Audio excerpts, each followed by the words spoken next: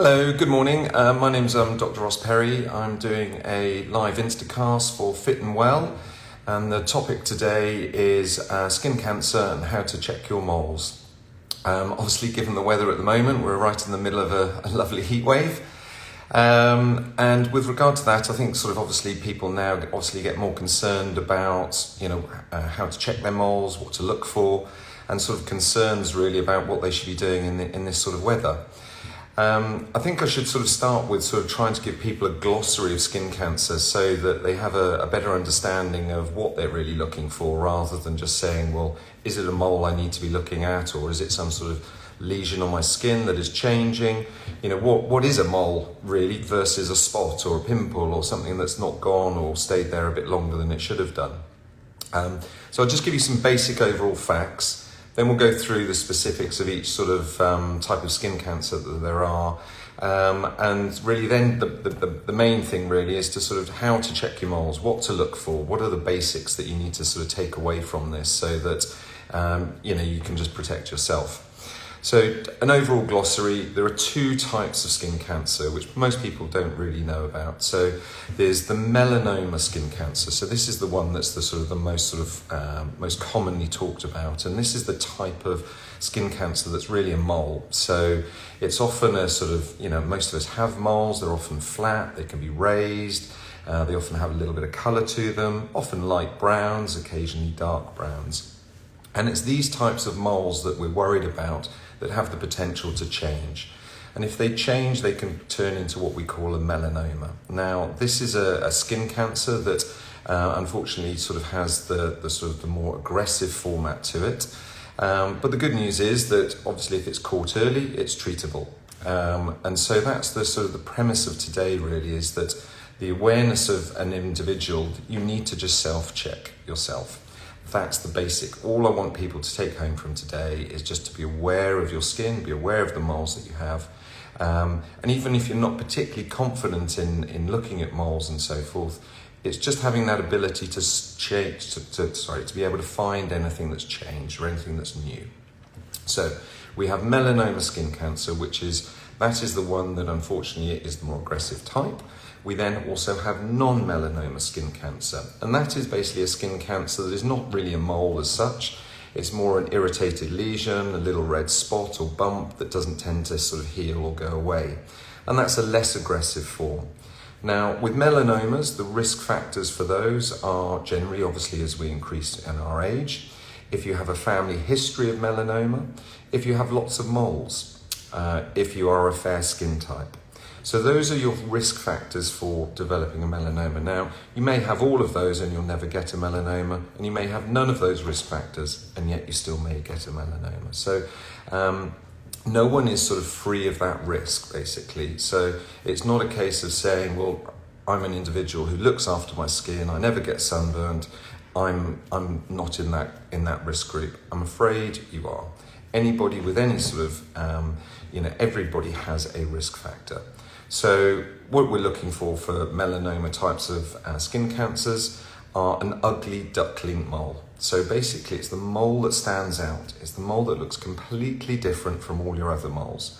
Now, 70% of melanomas are a brand new mole. So that really gives us an indication that actually if we're checking and we're doing it regularly, then we're more likely to find something that's new and changing. Whereas if we never checked any parts of our body, and all of a sudden we've developed something, we won't have any idea on how long it's been there, has it changed. So I think that's one of the most important aspects. If we're checking ourselves regularly, we're able to put timelines in place that means that we can then basically get a good idea of whether or not something is changing. So melanomas, what we're looking for is there's a typical rule for this, and it's A, B, C, D, E. So A stands for asymmetry. So when you're looking at the mole, you're looking for asymmetry in terms of its colours and shape and size. You're then looking at B, which is the border, which is the edge of the mole. And if that's very irregular or jagged, and again, that's a potential sign. C is colour. So multiple colours, so often light browns, dark browns, and particularly black. Black is not a good colour to have on a mole, particularly if it's mixed in with other colours. You then have D, which is diameter. And this is basically gives us an indication of the size of the mole. So roughly we always tend to sort of say the bottom end of a pencil, or a sort of pen. So we're looking at 4 or 5 millimeters. It's bigger moles than that. So you put this over a mole, and if it's smaller than that, then you can really just take a view on it. And then E is evolving. That for me, I think, is probably the biggest factor. Change is probably the most important single factor. I've had patients where they've had a mole on their hip or side for years and years and years. It's never changed. Then all of a sudden it did change, and that's been something nasty.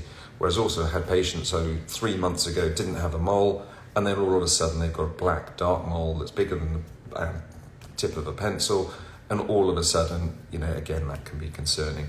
So it's quite difficult when people ask me, well, how long should I wait? What are the timelines on these sorts of things in order to be able to determine whether or not I should get it checked? I'm afraid there's no simple answer to that. I think it's a gut feeling, and it's something that you basically should make a judgment call on if you think it has significantly changed. And again, that is where if you're checking yourself for every 3 or 4 months, you'll have an understanding of whether or not it's changing or not. And I think that's the most important key factor, really. So melanomas themselves, other sort of facts to know about them. So obviously, they affect men and women. The commonest site for men is the back, and the commonest site for women is the legs. Now, women might say, well, okay, is it the short skirts and so forth? No, it can literally be any part of the leg. It can be the thigh, the buttock. So it's not directly always related to the sun exposure. And I think that's one of the most important factors, is that people often sort of say to me, well, is it, if I get sunburnt and so forth, is my risk increased? Well, potentially it is, but there are so many other variables that go into making a melanoma skin cancer that you just need to be aware of those. And those, again, are your family history, just a huge dose of bad luck in a lot of instances. These are random occurrences. So you've got to be aware of that fact that, everyone does have some degree of risk. So that's sort of melanoma skin cancer. So that's the aggressive one. That's a mole type lesion. And what you're looking for is the ugly duckling. And the best way of when you're doing that is really just trying to identify any moles that just look different from all the others, and particularly darker or more irregular. I'll come on to a bit more of that in a minute. We've then got non-melanoma skin cancer. Now, this is the one that's not really talked about that much because it just seems to fade into the background. And this is probably actually the most common skin cancer that people tend to suffer with.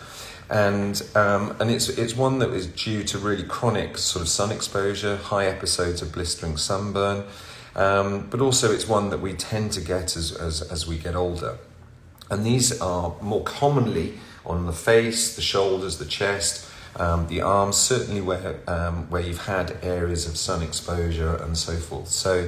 And these tend to either start as little dry, scaly lesions. Often they can be a little bit uncomfortable. And that's, again, something to distinguish, because actually melanomas don't always, despite what you sort of probably read in the press and so forth, have this sort of, are they itchy, painful, bleedy type thing.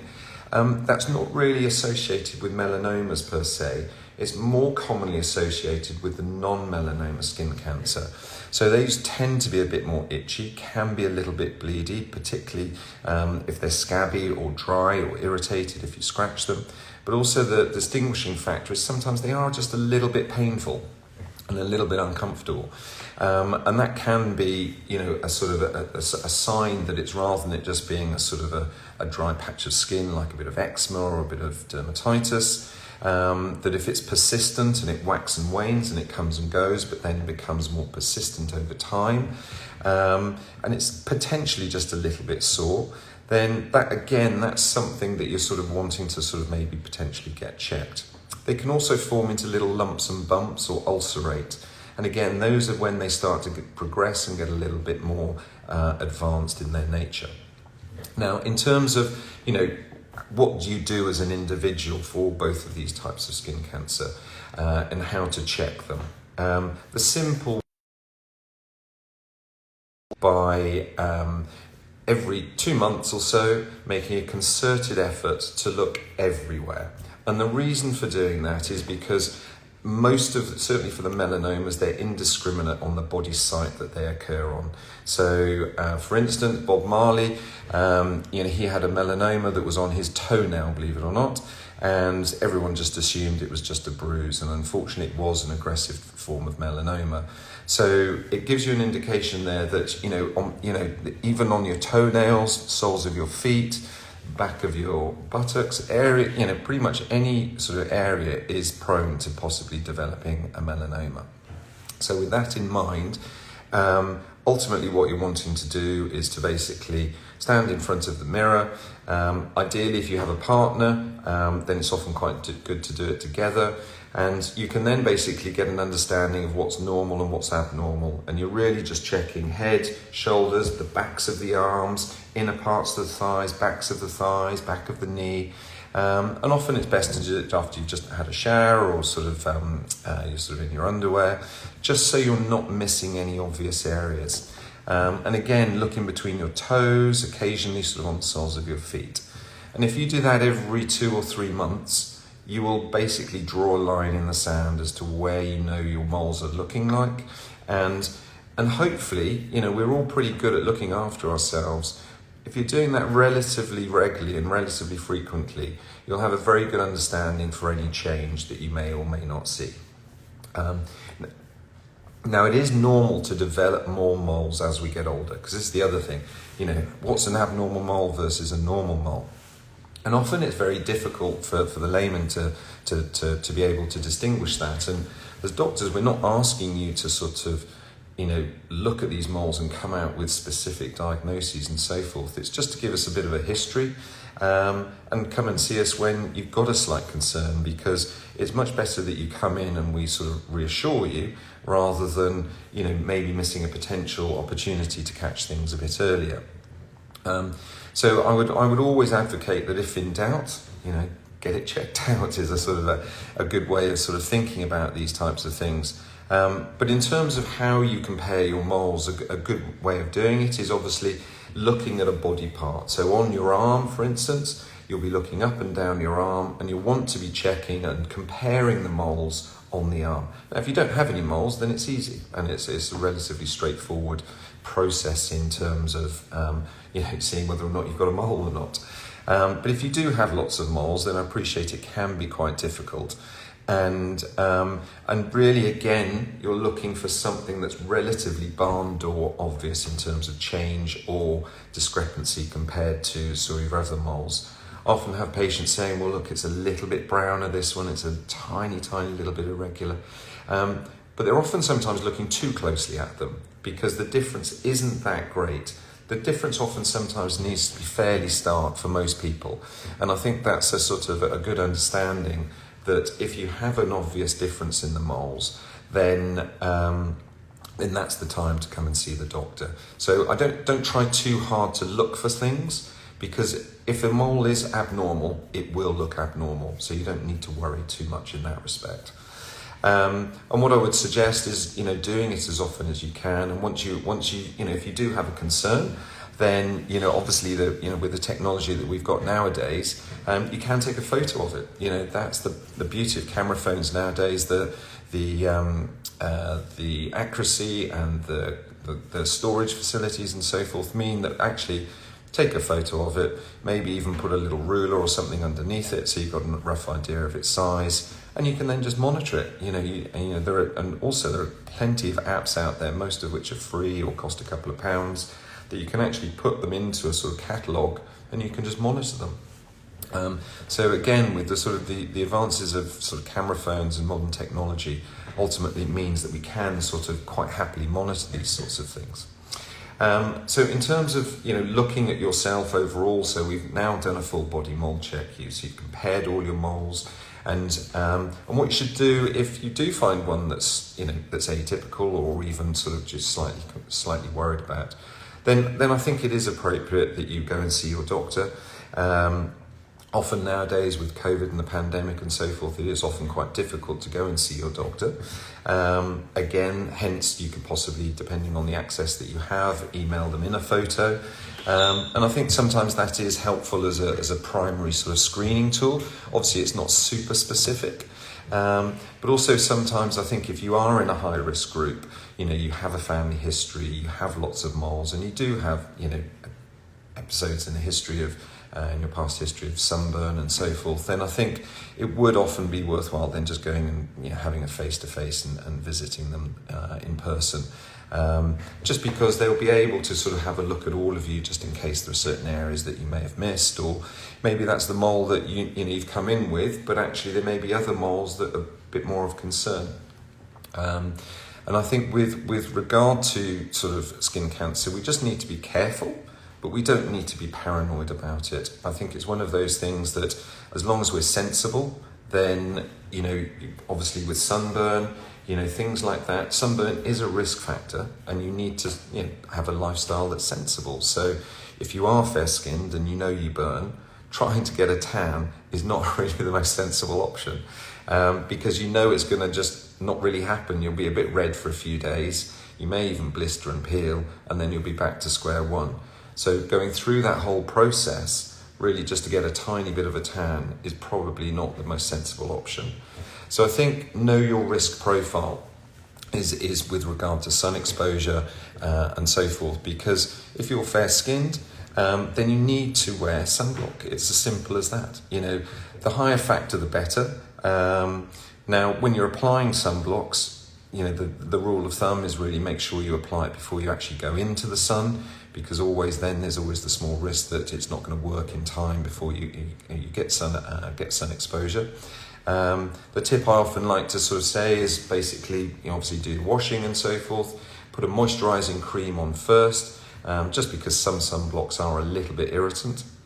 And then ideally, depending on what you feel your risk profile is, if you burn, a factor 50 is going to be the one to use. If you're more of an olive skin type or a darker skin type, then probably a factor 30, particularly in weather like today and this week. We should all be wearing sunblock. It's an absolute no-brainer. Even if we're out for 10 or 15 minutes, the intensity of the heat over the next week or 10 days is going to be pretty severe. And also the other option is sort of, I think, people need to reapply it. We're wiping our faces all the time because we're sweating. Often we find that actually the sunblock goes in our eyes. So actually after applying the sunblock, just give the eyebrows a quick wipe, just because again, it just helps stop the sunblock dripping into the eyes. But I don't think people should be under applying. I think if you can, be overly liberal, because there's nothing worse, and we've all felt it, that we've come away from a lovely day outdoors, and then what do we find? We're indoors and we've got a red face and a red nose, and we're always kicking ourselves. Now, these episodes of sunburn do increase our risk of skin cancers as we get older. It also increases our risk of premature aging and other forms of sun damage. So it is a worthwhile thing to do, particularly in weather like this. Now, throughout the summer months and so forth, people always say, well, look, I need my vitamin D and so forth. But you can get your vitamin D from exposing other parts of your body, your arms and your legs, going out for walks and running. You're more likely to get more vitamin D absorption through larger areas like that than putting, sort of emitting sunblock to your face just to try and increase your vitamin D level. So I don't think we need to worry too much about that. And if we're not getting much sun exposure during the winter months, then taking vitamin D supplements is certainly another option. I would always advocate that people, use the sunblock sensibly, but also you can use adjuncts to that. So hat, sunglasses, and definitely sensible things. And always we miss areas that sort of are, we always tend to sort of focus on the nose and the face, but there's always the ears, the back of the neck. And these sorts of areas often tend to be sites where that we do find skin cancers because of just chronic exposure and people not realising that they haven't fully covered most of the areas of the skin that they need to. In terms of misconceptions, there's lots and lots of misconceptions about, what people should be doing, what should be looking for in terms of the moles and so forth.